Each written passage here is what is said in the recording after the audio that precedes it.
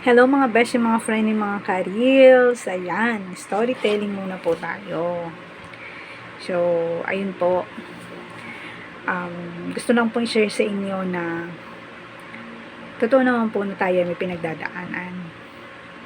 So, may mga bagay at mga sitwasyon na hindi natin inaasahan.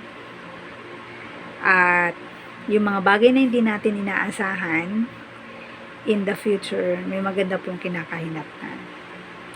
So, ako po ay dati pa akong preschool teacher. But then, I switched from another profession that will help me and grow with regards to dealing with people, helping with other people. Kasi naniniwala po ako na ang kakayahan po natin ay hindi nakabase kung saan ka lang nakalagay. Yung kakayahan po natin ay nakabase sa pangangailangan po ng bawat isa sa atin. 'Di ba? Kumbaga masyado pong mababa yung loob ko kapag nakakita ng mga batang paslit na nasa lansangan. Kaya nga sabi ko po sa inyo, maging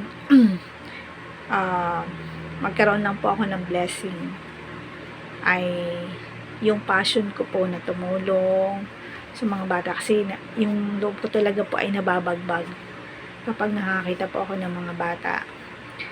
And in my own way, in my own little way, I will try to help them. Kahit na maliit man yan, kung sa tingin man ng iba ay parang, hindi, yung maliit na bagay lang. Pero, maliit man o malaki yan, kung bukal sa ating puso, definitely that would be the best. And, sabi nga God doesn't look at the physical appearance, but God looks at the heart. So, lagi po nating tandaan, lagi po nating i-check yung ating puso, kung ano yung motive natin sa bawat isa. If we are willing to help, that would be great. So, lagi ko pong sinasabi ito na stay humble,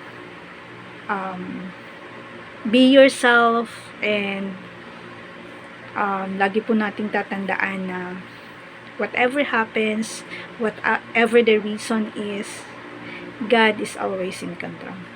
So, yun lamang po. Have a great day and bye for now.